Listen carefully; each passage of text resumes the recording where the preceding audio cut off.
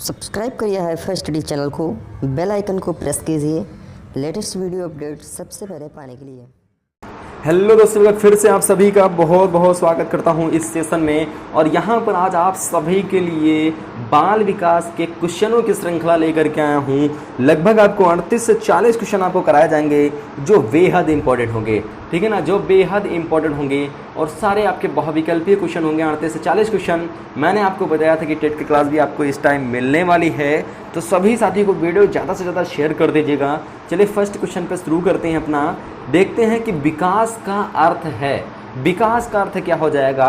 परिमाण से संबंधित परिमाणात्मक परिवर्तन, गुणात्मक परिवर्तन दोनों, या इनमें से कोई नहीं। तो भाई जितने भी साथी आंसर दे रहे दोनों हो जाएगा, यानी option number A and option number B दोनों के साइड चला जाएगा। आगे बात करते हैं सेकंड नंबर प्रश्न के कि बाल विकास बालक के व्यवहार का फिल इन द ब्लैंक अध्ययन करता है। बालक के व्यवहार का कैसे अध्ययन करता है? वैज्ञानिक, व्यवहारिक या अव्यवहारिक या तकनीकी? तो राइट आंसर दोस्तों हो जाएगा, वो हो जाएगा वैज्ञानिक तरीके से अध्ययन करता है मेरे भाई। क्या करता है? वैज्ञानिक तरीके से अध्ययन करता है। ऑप्शन नंबर ए के साइड चला जाएगा सेकंड नंबर। चलिए बात करते हैं थर्ड नंबर प्रश्न की। थर्ड नंबर हमारा प्रश्न जो कहता है दोस्तों कि अभिवृद्धि में इसमें किसमें परिवर्तन होता है? अभिवृद्धि में किसमें परिवर्तन होता है? आकार में, परिमाण में, आकार में परिमाण दोनों में, या विकास में? तो दोस्तों राइट आंसर जो हो जाएगा थर्ड नंबर का वो दोनों हो जाएगा, यानी कि आकार में भी और परिमाण में भी, यानी ऑप्शन नंबर सी के साइड चला जाएगा। आगे बात करते हैं यहाँ पर दोस्तों, very very most important question के दृष्टि से इसको भी देखना है। 4 नंबर प्रश्न कहता है दोस्तों कि वृद्धि में होता है, क्या होता है? तो दोस्तों वृद्धि में जितने भी साथी आंसर दे रहे हैं ऑप्शन नंबर ए मात्रात्मक परिवर्तन होता है। वृद्धि में क्या होता है मेरे भाई? मात्रात्मक परिवर्तन होता है। 5 नंबर होता है कि वंशानुक्रम विकास की सीमाओं का निर्धारण, विकास की सीमाओं का निर्धारण करता है और व्यक्ति की मौलिक शक्तियों को प्रभावित करता है। समाज, परिवार, विद्यालय या वातावरण? दोस्तों क्या होता है? वो मौलिक शक्तियों को प्रभावित करता है, एक ही होता है, वो होता है दोस्तों वातावरण, ठीक है ना। क्या होता है? वातावरण होता है। आगे बात करते हैं कि बाल विकास का, ठीक है ना, आगे बात करते हैं यहाँ पर बाल विकास का विषय, बाल विकास का विषय क्षेत्र संबंधित है, किससे संबंधित है? शिक्षा शास्त्र से, शिक्षा मनोविज्ञान से, समाज शास्त्र से, या मानव विज्ञान से? तो दोस्तों 6 नंबर का राइट आंसर हमारा ऑप्शन नंबर भी हो जाएगा, शिक्षा मनोविज्ञान हो जाएगा हमारा राइट आंसर। अगला हम दोस्तों देखते हैं 7 नंबर अपना प्रश्न जो कि इम्पोर्टेंट है दोस्तों। क्वेश्चन कहता है कि विकास कभी न समाप्त होने वाली प्रक्रिया है, यह सिद्धांत किससे संबंधित है? जो विकास है वो कभी न समाप्त होने वाली प्रक्रिया है, तो यह किससे संबंधित हो जाएगा? अंतः संबंध का सिद्धांत, ठीक है ना, या निरंतरता का सिद्धांत, या एकीकरण का सिद्धांत, या अंतःक्रिया का सिद्धांत? तो दोस्तों 7 नंबर का जो राइट आंसर हो जाएगा वो हो जाएगा निरंतरता का सिद्धांत, यानी ऑप्शन नंबर बी के साथ चला जाएगा। निरंतरता का सिद्धांत हो जाएगा मेरे भाई। क्या हो जाएगा? निरंतरता का सिद्धांत हो जाएगा। आगे बात करते हैं 8 नंबर प्रश्न की। 8 नंबर हमारा जो प्रश्न कहता है वो तो कहता है दोस्तों कि बाल विकास किस पर निर्भर करता है? बाल विकास जो है मेरे भाई वो किस पर निर्भर करता है? वंशानुक्रम पर, वंशानुक्रम या वातावरण दोनों पर, वातावरण पर या मानव पर?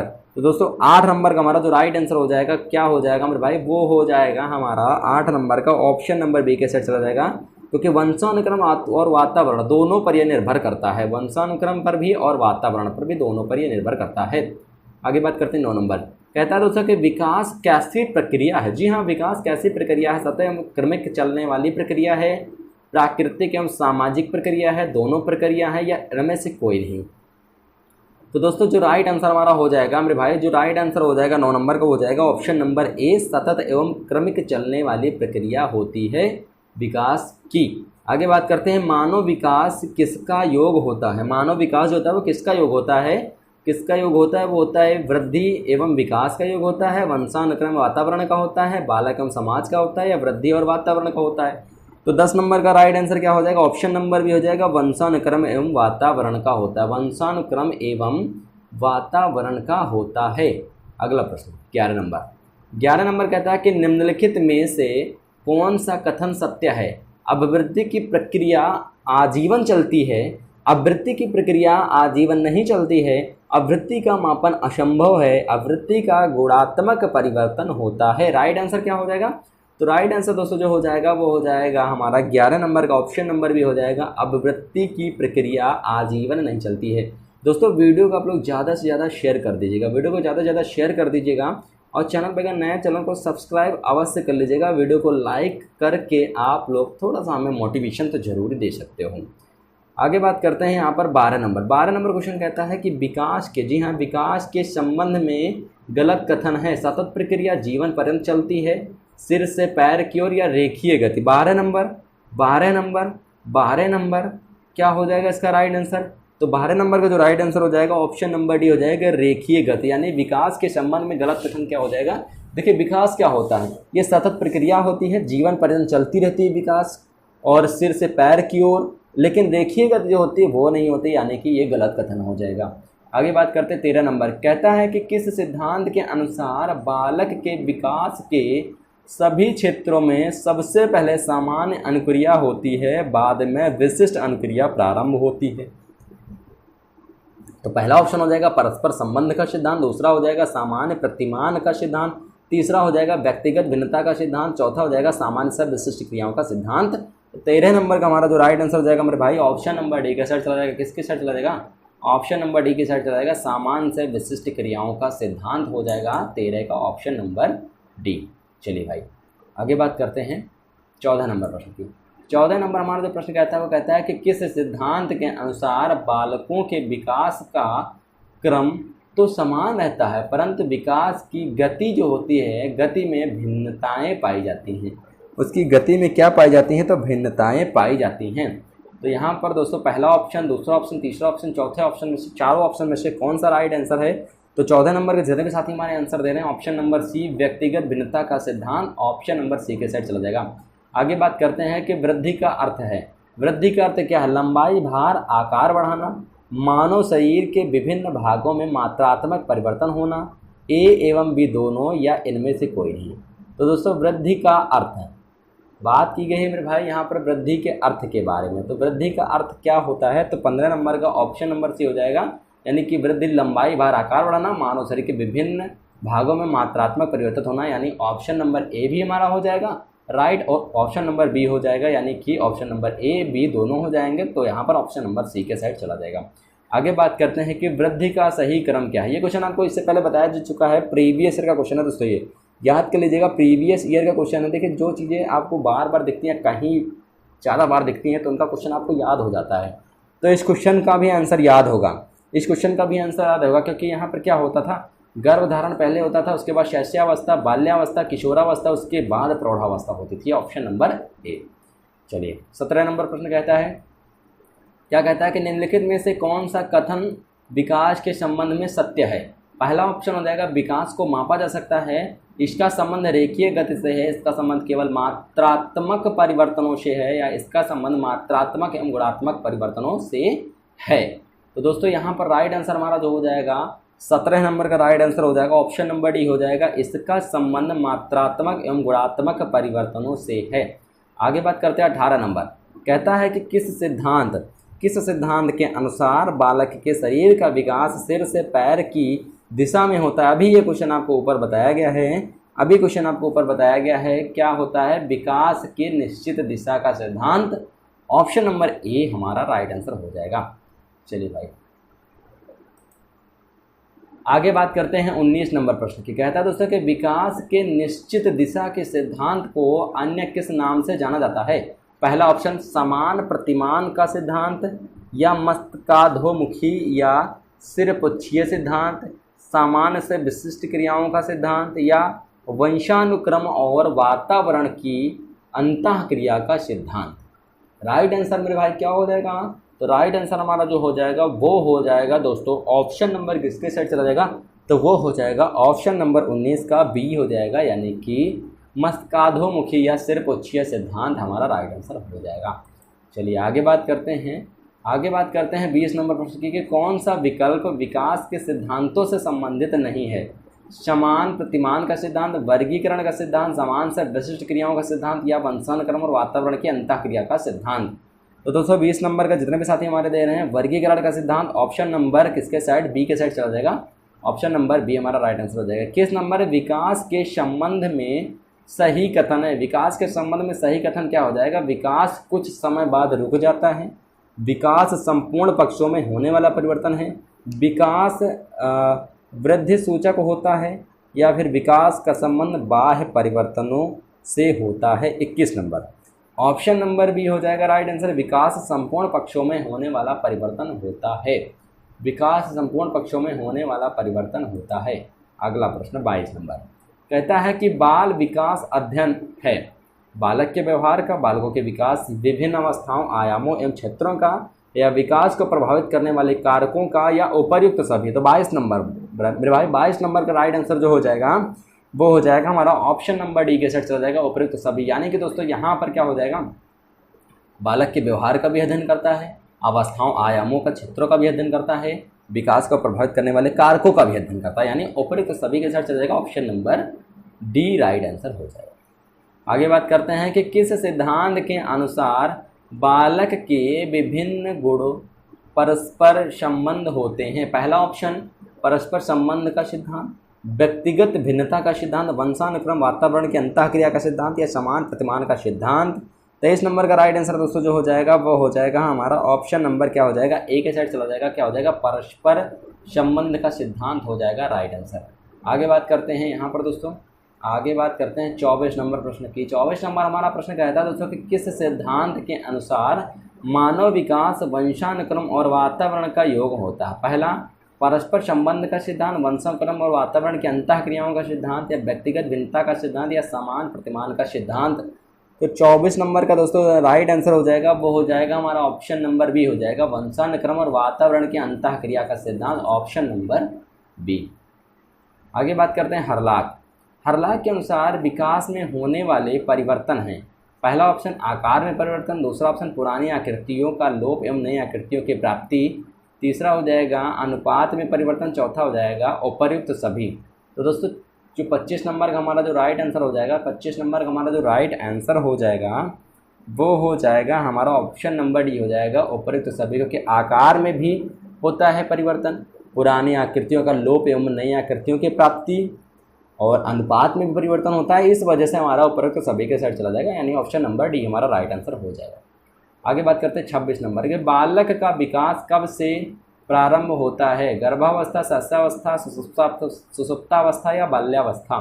26 नंबर का दोस्तों जो राइट आंसर हो जाएगा ऑप्शन नंबर हो जाएगा गर्भावस्था हो जाएगा। यानी बालक का विकास कब से प्रारंभ होता है, तो बालक जब गर्भ में होता है तभी से उसका जो विकास होता है वो प्रारंभ हो जाता है।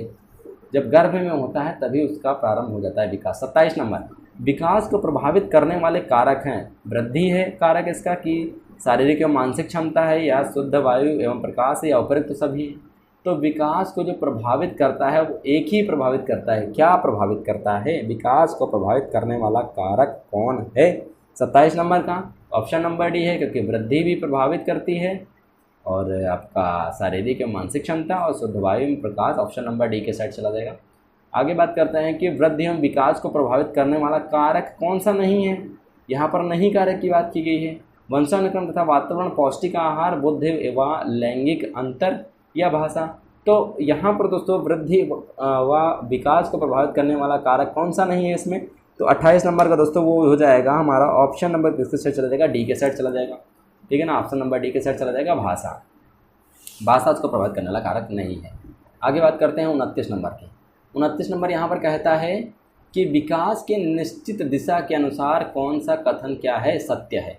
कौन सा कथन यहाँ पर सत्य हो जाएगा, पहला ऑप्शन हो जाएगा, जी हाँ पहला ऑप्शन जो हो जाएगा हमारा, पहला ऑप्शन जो हमारा हो जाएगा वो हो जाएगा बालक का विकास सिर से पैर की दिशा में, बालक का विकास पैर से सिर की दिशा में, या मस्तकाधोमुखी सिरपुच्छीय, या ए व सी दोनों सही है। तो दोस्तों राइट आंसर हमारा 29 नंबर का जो हो जाएगा वो हो जाएगा ऑप्शन नंबर डी, यानी कि ए नंबर भी हमारा हो जाएगा और सी नंबर भी हो जाएगा, यानी ऑप्शन नंबर डी के साथ चला जाएगा, ए व सी दोनों।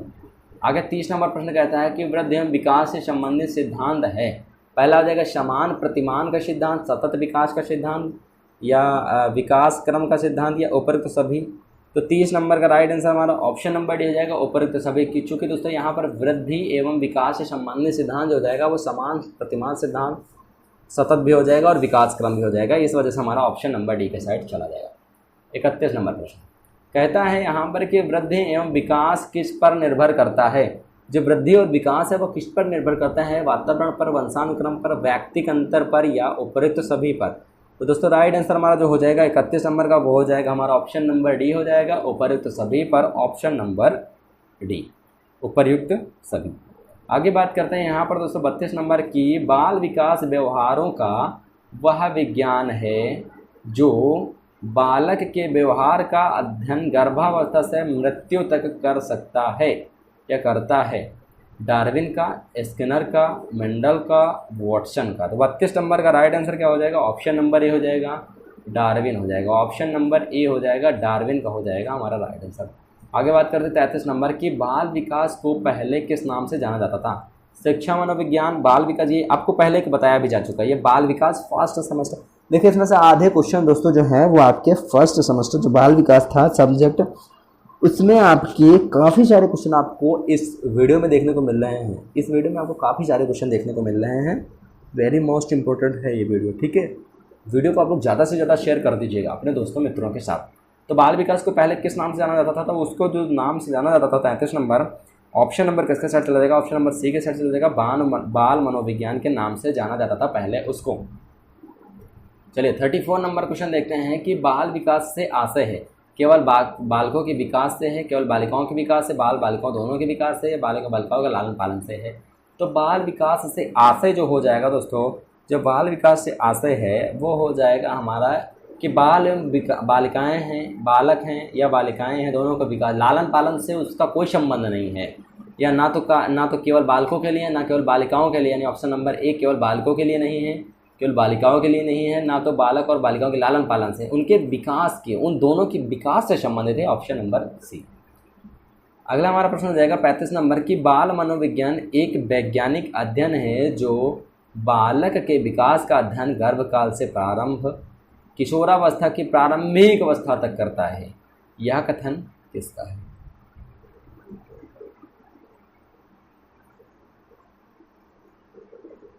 तो दोस्तों यह कथन किसका हो जाएगा, तो यह कथन जो दोस्तों जो हो जाएगा वो हो जाएगा हमारा क्रो एंड क्रो का, आप लोग पढ़ा भी होगा, क्रो एंड क्रो का, ऑप्शन नंबर बी के साथ चला जाएगा।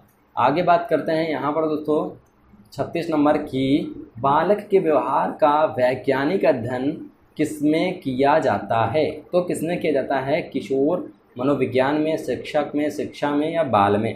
तो दोस्तों 36 नंबर का जो राइट आंसर हो जाएगा वो हो जाएगा हमारा ऑप्शन नंबर सी, बाल मनोविज्ञान में किया जाता है, ऑप्शन नंबर सी के साथ हो जाएगा।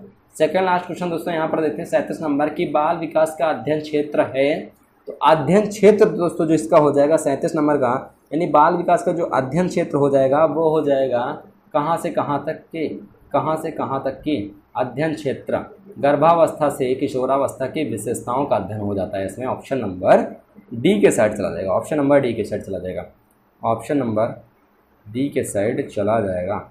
आगे बात करते हैं और आज का लास्ट प्रश्न हो जाएगा दोस्तों 38 नंबर के, सभी बालक जन्म के समय समान होते हैं।